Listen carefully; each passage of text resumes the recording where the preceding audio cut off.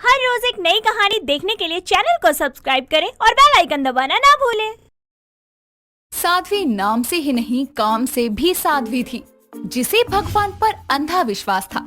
उसे लगता था कि उसके साथ जो भी अच्छा हो रहा है वो बस भगवान की कृपा से है और जो भी बुरा हो रहा है वो उसके कर्मों का फल है। साध्वी के 5 बेटे थे, जिनमें से 4 बेटों की शादी कुशल पूर्वक हो गई थी, लेकिन उसने अपनी चारों बहुओं को कभी अपने पतियों के करीब नहीं जाने दिया था। और कारण था, पुत्री, मैं जानता हूँ कि तू अपने 5 बेटों से बहुत खुश है और तेरे जीवन में सब मंगल चल रहा है, लेकिन तू अगले जन्म में एक भिखारन बनने वाली है। बाबा कोई उपाय बताइए ना, मुझे भिखारन नहीं बनना। फिर तो बस एक ही रास्ता है, तेरे 5 बेटों की सुहागरात अगर एक साथ एक ही मुहूर्त में होगी तो तू अगले जन्म में एक रानी बनकर पैदा होगी। अभी तेरे सारे बेटे कुंवारे हैं, तू उनकी शादी तो करवा दे, लेकिन सुहाग रात मेरे बताए समय पर सबकी साथ ही करवाना। बस फिर क्या था, साध्वी के चारों बेटों की शादी तो हो गई थी और उसकी 5वीं बहू बस गृह प्रवेश की रस्म कर रही थी। तभी उसकी पहली बहू नेहा तीसरी बहू सुनैना के कान में कहती है, सुनैना, आज हमारे बरसों का इंतजार खत्म होगा। मुझे उनके साथ अकेले कमरे में समय बिताने को मिलेगा। हाँ दीदी, सही कहा आपने। ये 5वीं बहू तो किस्मत लेकर आ गई है। आज तो मैं मेरे उनसे इमरान हाशमी के गाने लगाकर प्यार करूंगी। अब माँ जी की 5 बहू की सुहागरात भी हो जाएगी। तू तो जानती है ना कि मेरे वाले कितने रोमांटिक हैं, पर वो अपनी माँ की इज्जत भी करते हैं, इसलिए अब तक सब्र करे बैठे थे। अरे मेरे वाले भी तो अपनी माँ को अगले जन्म में भिखारन नहीं देख सकते, इसीलिए तो अब तक मेरे जैसी अपनी इतनी सुंदर बीवी से दूर हैं। उन दोनों की खुसर पुसर करने की आवाज साध्वी के कानों तक भी जाती है और साध्वी उन्हें आवाज लगाकर बोलती है, अरे बहुआ, अब खुसर पुसर कर ली हो तो यहाँ आकर हाथ भी बटा दो। फिर तुम 5 की सुहागरात की तैयारी भी करनी है, या बोलो तो बाबा जी ने 1 साल बाद का मुहूर्त भी बताया है, तब मना लेना तुम सब अपनी सुहागरात। अरे नहीं नहीं माँ जी, आ गए हम, ऐसा मत बोलिए, बताइए क्या करवाएं? ये सुनकर बाकी की बहुएं भी, यानी सुनैना, नेहा, प्रियांशी, सुहासी और वंदना अपनी सास की हर काम में जल्दी जल्दी मदद करने लगते हैं। जिसके बाद सब मेहमान अपने अपने घर चले जाते हैं और उनके घर जाने के बाद साध्वी का बड़ा बेटा पीयूष और छोटा बेटा मयंक अपनी माँ के पास जाते हैं और पीयूष कहता है, माँ, अब तो आपके 5वें बेटे सार्थक की भी शादी हो गई। अपने बाबा को कॉल करके पूछो ना कि हमारी सुहागरात का मुहूर्त कितने बजे का है। अरे तुम दोनों इतने उतावले क्यों हो रहे हो? मैंने बाबा जी को 2 बार कॉल किया था, वो अभी शायद ध्यान में बैठे होंगे, इसलिए उन्होंने मेरा कॉल नहीं उठाया। तुम सब्र करो, मैं बता दूंगी मुहूर्त का समय। माँ, ये सब्र बोल बोल के आपने मुझे शादी के 3 साल बाद होने तक अपनी पत्नी के पास जाने नहीं दिया। अब अगर और समय लगा तो मैं सुहागरात मनाने चला जाऊंगा। अरे भाई भाई भाई, रुको जरा, सब्र करो। मयंक, तुम तो बहुत ही उतावले हो रहे हो। तो एक काम करियो, मुझे मार दियो, फिर जो करना है करता रहियो। अरे तू चाहता क्या है कि तेरी माँ अगले जन्म में दर दर की ठोकरें खाए, भीख मांगे? माँ, मयंक को माफ करना, वो बस जज्बात में इधर उधर निकल जाता है। जिसके बाद दोनों भाई अपने दिल पर पत्थर रखकर चुपचाप खड़े हो जाते हैं और सारी रस्मों को खत्म करने के बाद आखिरकार सुहागरात की रस्म ही अब बाकी थी और साध्वी के 5 बेटे और उसकी 5 बहुएं उसके पास खड़ी थी। लेकिन साध्वी के कई बार बाबा को कॉल करने के बाद भी प्रयागी बाबा कॉल नहीं उठा रहे थे और ये सब होते देखकर मयंक अपनी माँ से कहता है, माँ, मैं जाऊँ अपनी बीवी के पास अगर सुहागरात का मुहूर्त हो गया हो तो? चला जाइयो, लेकिन मेरी लाश से गुजर कर। अरे माँ, अपना मयंक मजाक किया है, माफ करो उसे, ये तो वो ऐसे ही मजाक कर रहा है। जाने हाँ बहू, मेरे लिए रसोई से गर्म पानी लेकर आ। इस मयंक ने मुझसे चिल्वा चिल्वा कर मेरा गला ही खराब कर दिया। जी माँ जी, अभी लेकर आती हूँ। अपनी सास की बात सुनकर नेहा रसोई में पानी लेने जाती है। तभी उसका पति भी किसी बहाने रसोई में आता है और उसे पीछे से गले लगाकर कहता है, अरे मेरी जान, तुमसे अब ये दूरी कहीं मेरी माँ की जगह मुझे भिखारी ना बना दे। पता नहीं ये बाबा खुद तो इस समय किसके साथ सुहागरात मना रहा होगा, लेकिन हम पांचों भाइयों की सुहागरात पर नाक की तरह कुंडली डालकर बैठा है। लगता है हमारा वंश आगे नहीं बढ़ने देगा। अरे छोड़िए मुझे, माँ जी देख लेंगी तो गुस्सा करेंगी, और फिर वो बाबा वाली बात तो आपको याद है ना। अरे देख लेने दो, मैं डरता नहीं हूँ उनसे, और उन्होंने सुहागरात की मना की है। अपनी बीवी को तो मैं प्यार से गले तो लगा सकता हूँ ना। पीयूष इतना कहता ही है कि साध्वी फिर से नेहा को रसोई में आवाज देती है और नेहा और पीयूष डर कर अलग हो जाते हैं।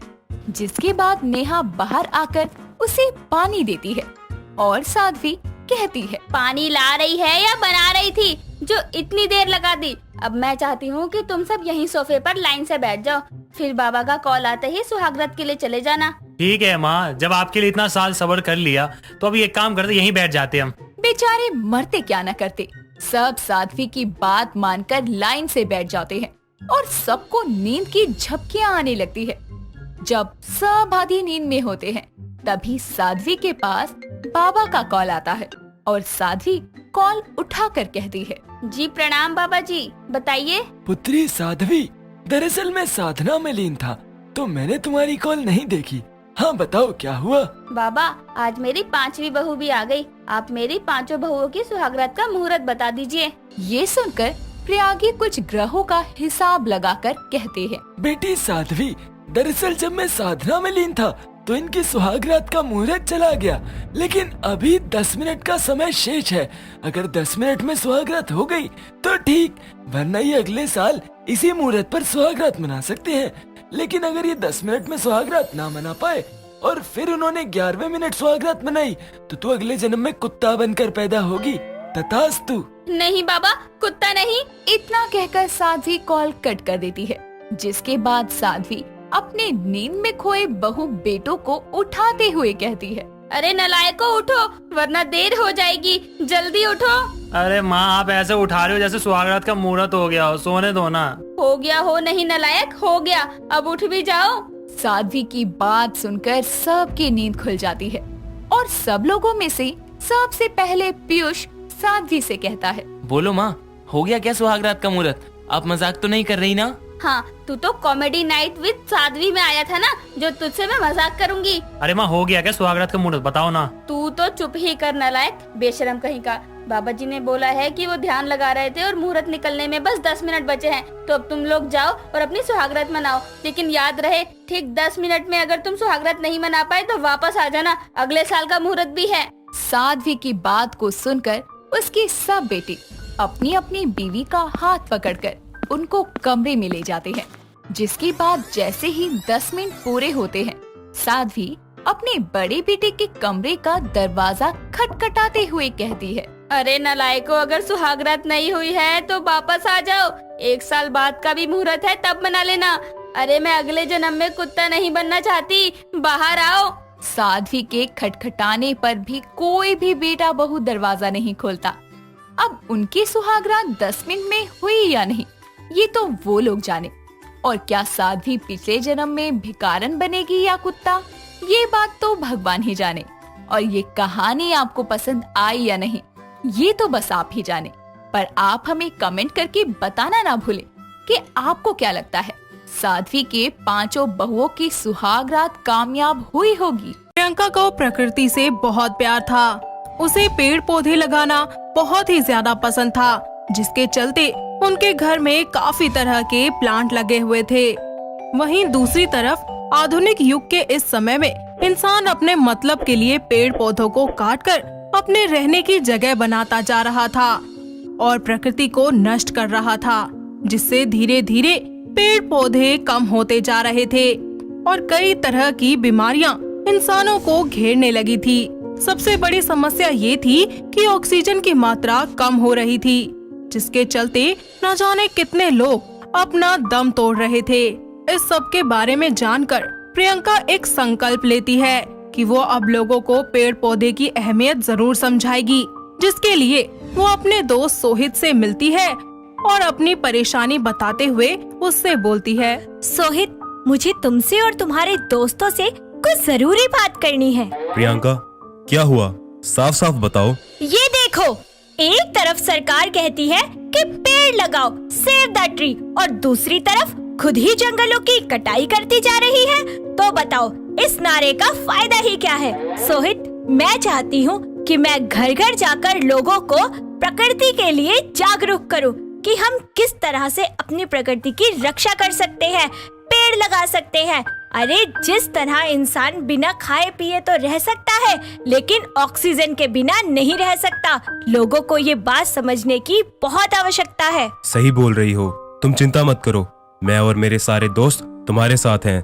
मैं अभी सूरज और अनिल से बात करता हूँ। सोहित जल्दी से अपने दोस्तों को फोन करता है और सबको प्रियंका के घर बुला लेता है, जिसके बाद वो सभी मिलकर काम को आगे बढ़ाते हैं और अवेयरनेस करने के लिए कुछ प्लान्स बनाते हैं।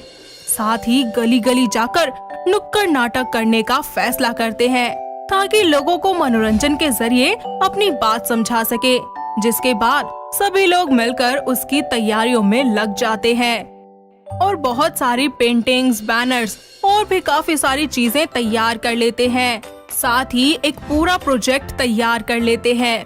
अगले दिन गली गली जाकर वो लोगों को भीड़ जमा करके सबसे पहले चिपकू आंदोलन के बारे में उन्हें बताते हैं। तो आज मैं आप सभी को सन 1973 में हुए चिपको आंदोलन के बारे में बताना चाहती हूँ, जो उत्तराखंड के चमोली जिले से शुरू हुआ था, जिसका मोटिव था वृक्ष बचाओ और उनकी कटाई रोको, क्योंकि पर्यावरण हम सबके लिए बहुत ज्यादा जरूरी है।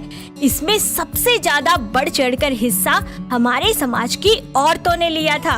उन्होंने पेड़ों की कटाई रोकने के लिए खुद पेड़ों से लिपटकर अपनी जान दे दी, पर पेड़ों को नहीं काटने दिया था।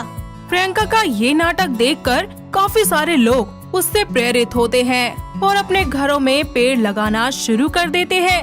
इसके बाद प्रियंका और सोहित मिलकर मैत्री आंदोलन के बारे में लोगों को बताना शुरू करते हैं, जिसके बारे में लोगों को काफी कम जानकारी थी। प्रियंका अगले दिन फिर से सोहित और अपनी टीम के साथ निकल जाती है, जहां वो एक चार्ट के जरिए लोगों को समझाते हुए बोलती है, आज मैं आपको मैत्री आंदोलन के बारे में बताना चाहती हूँ। ये आंदोलन भी सन 1994 से 1995 तक चला और ये आंदोलन भी उत्तराखंड के चमोली जिले से ही शुरू हुआ था। इस आंदोलन को चिपको आंदोलन से ही प्रेरणा मिली थी और ये आंदोलन इतना बड़ा था कि भारत से बाहर के देशों तक भी जा फैला था। ये सब मैं आपको इसीलिए बता रही हूँ ताकि आने वाले समय पर सारे पेड़ ना काट दिए जाए और हम ऑक्सीजन के लिए बेसहारा हो जाए। अभी भी वक्त है दोस्तों, आवाज उठाओ और तब तक उठाते रहो जब तक हम अपने लक्ष्य तक ना पहुँच जाए। हमें पर्यावरण को बचाना है और खुद को भी बचाना है। प्रियंका छोटे छोटे शहर, गांव, गलियों में अब आए दिन कोई ना कोई नया टॉपिक लेकर लोगों को जागरूक करना शुरू कर देती है और इसके लिए वो सोशल मीडिया का भी सहारा लेती है। सरकार भी इसकी तरफ बड़ा कदम उठाती है और अब धीरे धीरे कुछ लोगों को समझ आ जाता है कि वन ही जीवन है, पर अभी भी कुछ लोग इसको समझ नहीं पाते। तो वहीं इन सबसे अनजान प्रियंका दिन रात अपने काम में लगी रहती है। कुछ ही दिनों में उसकी और सोहित की शादी हो जाती है।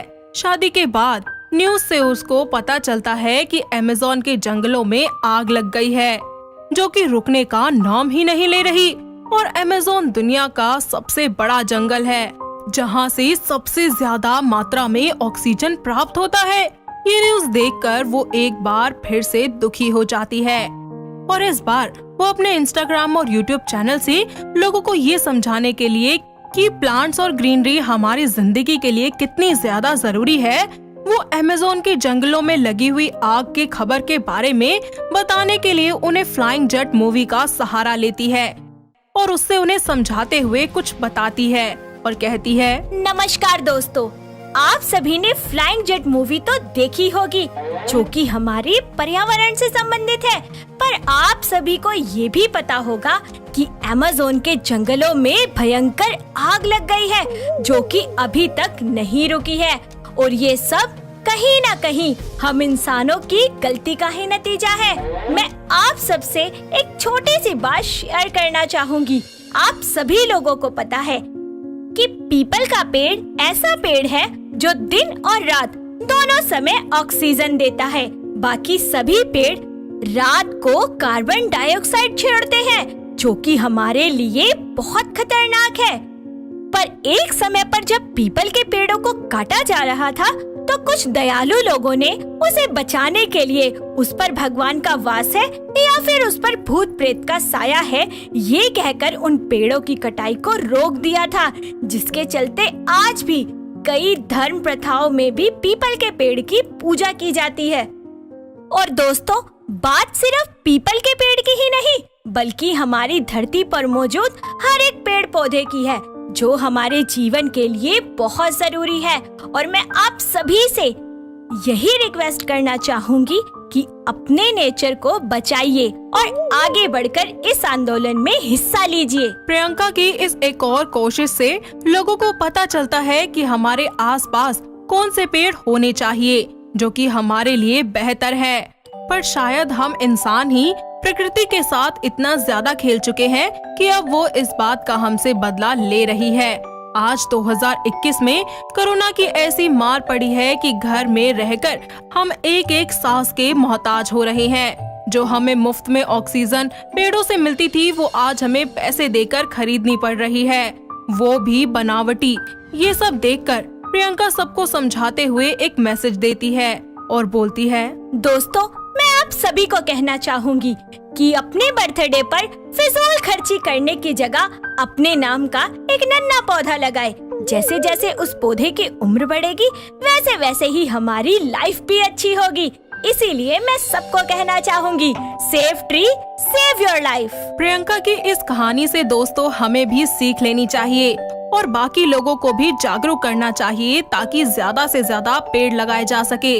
हमारे पूर्वजों ने भी जरूरत पड़ने पर पेड़ों को बचाने के लिए कई सारे आंदोलन किए थे, तो आज हमारा भी ये फर्ज बनता है कि हम भी पेड़ लगाएं और अपने पर्यावरण की रक्षा करें, क्योंकि वो कहते हैं ना, पेड़ों की जब करोगे रक्षा तभी बनेगा हमारा जीवन बिल्कुल स्वच्छ और अच्छा।